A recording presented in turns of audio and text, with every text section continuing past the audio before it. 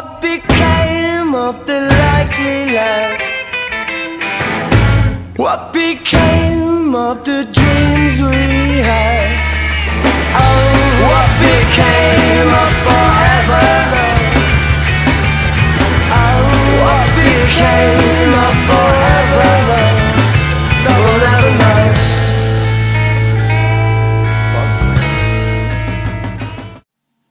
Hey guys, happy Homebrew Wednesday. So what have I been up to this week? Not too much brewing leading up to last Wednesday. Friday I picked up my first all grain kit, which was the Esky, the 38 litre Igloo Esky, or Rubbermaid Esky. I had a 50 litre boil kettle and treated myself also to a heat exchanger or wort chiller, which I was having trouble with my beers becoming particularly hazy, and I felt that possibly it was taking me too long to actually chill the temperature down, so I bought the wort chiller to do that. So yeah, so there's some footage on that on my first brew.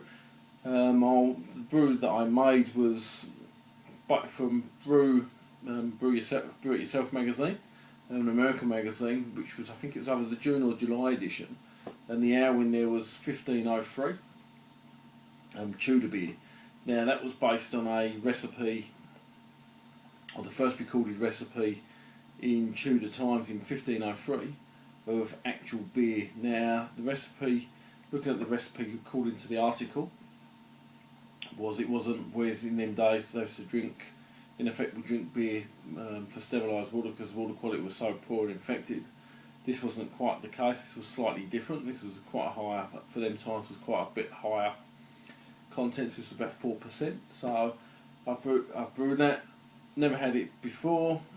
Don't think, I believe there's a brewery in the UK that does a version of it, but it's still slightly different from the original recipe. It's more of a red ale, whereas this is very, very straw yellow, and very, looking at it, when I've taken my samples, it's very, very hazy. Very much reminds me very much like a Hoegaarden. It's that yellow, hazy colour. So it's got a bit of malted oats, bit of wheat, and two-row. So I won't go into too much. You'll see a little bit of footage of that as I went along on Saturday. Just little excerpts just to show you the little how I was going along the way, and I'll give you a report at the end of this on how that went. So currently drinking my Black Magic Dark Lager. You can see plenty of lace in there, and actually quite pleasant. It's been drunk with some nice pork belly. I think the sweetness of the dark malt, there's a slight bitterness there, not overly hoppy as you would expect from a lager, but it certainly tastes that malt and that hint of, as you can see from the colour, of the chocolate malt. That's not overly nutty, but slight nutty taste. So, but there's that sweetness that carries through, and I'm really, really looking forward to drinking this at the weekend with maybe some pork belly or pork of some description with a nice bit of crunchy crackling. So I'll let you know whether it complemented they complemented each other or not. Let's see how I went the weekend.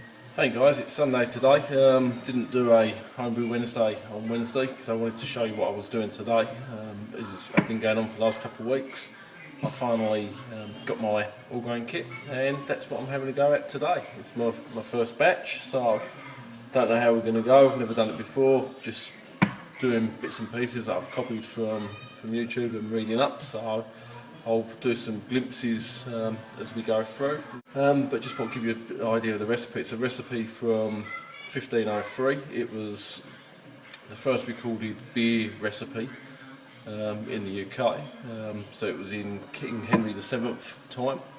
So it's got a mixture of barley, UK two-row barley, some malted wheat and some malted oats, and a little bit of roasted grain as well. So going to give that a call. It's going to be called my Harry's Greenwich Royale.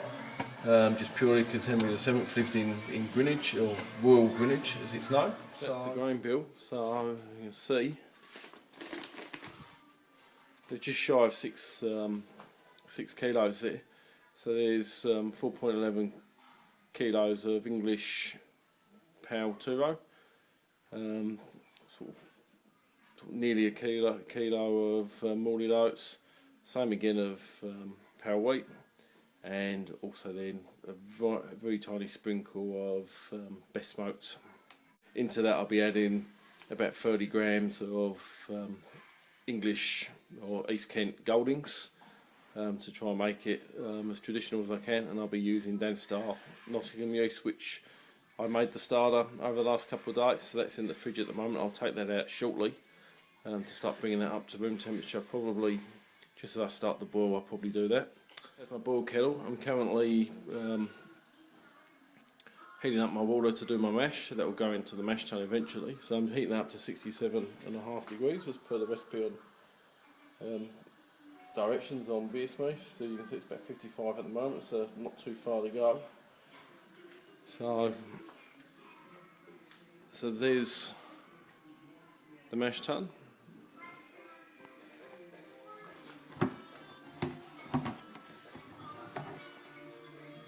Complete with false bottom. So we'll just get that going, and then I'll put in the grain.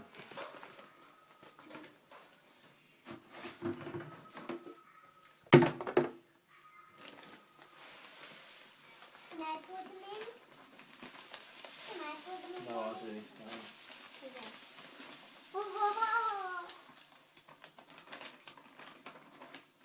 It smells just like beer, because it is beer.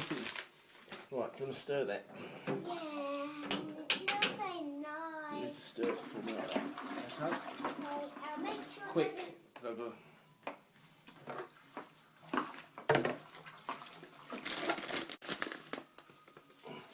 Okay, ready? Yeah. Keep stirring.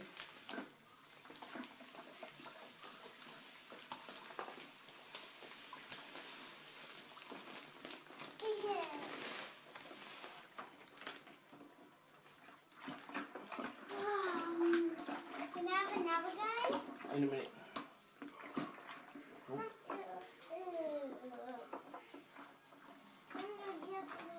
Yeah, quick. Alex, I don't want to let it cool down.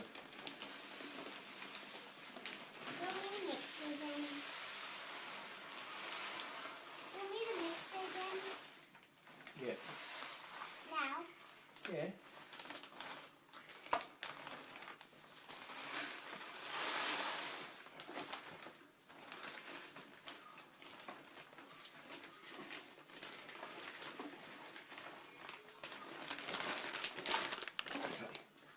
Quick.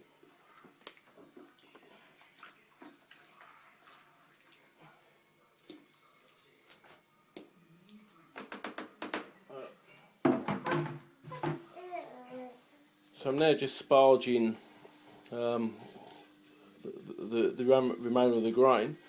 I've taken off the first runnings and the first thing. I've cleared that. Now I've just put the sparge water back in. I'm batch sparging.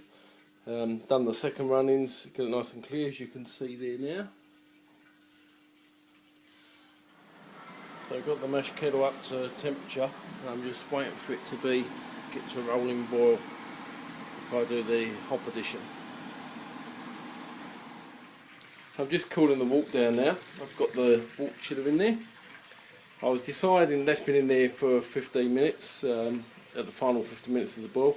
I was debating or not whether to put in a Werlock tablet. I decided not to, just purely because it has got that wheat and oat malt in there, and felt that perhaps, to try and get a degree of authenticity, should have that little bit of chill haze in there. So decided not to put that in there. Whether it will affect the flavour or no, we'll wait and see. But there you go, there's the malt there, so it's lovely caramel colour. And I'll cool that temperature down to 20 degrees. Probably got about another 5-10 minutes to go. and then I'll take a final SG reading and then stick that into the fermenting vessel. So, getting to the end now, and for my first all grain, thoroughly enjoyed it. Hasn't taken me much longer than it usually would with a partial mash or mini mash. So yep, expected sort of 5-6 hours. I'm looking at probably around about 5.5 hours to get it from start to finish into the fermenting vessel.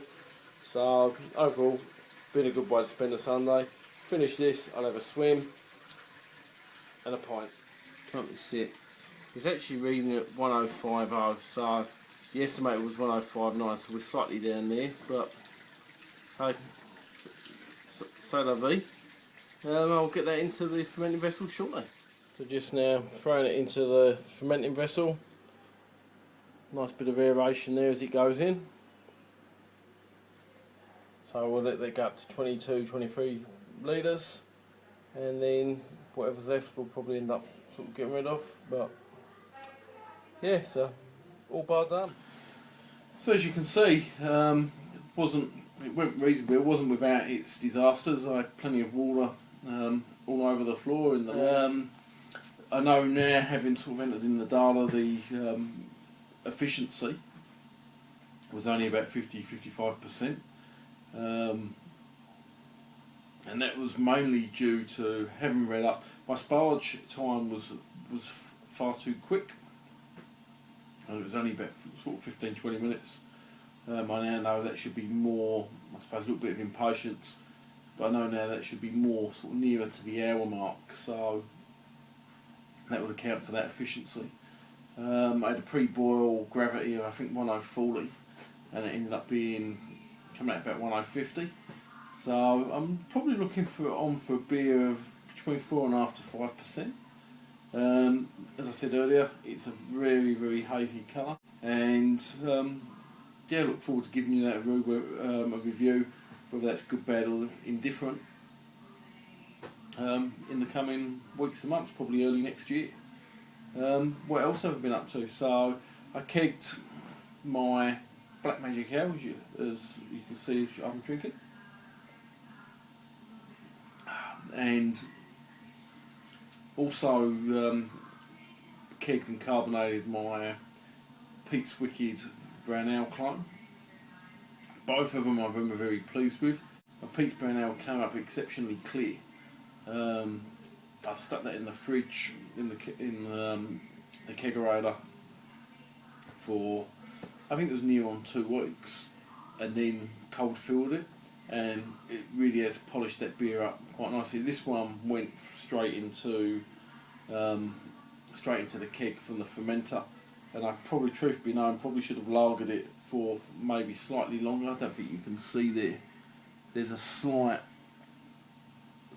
chill haze there, but because it's so dark, I think I actually sort of get away with it on this one.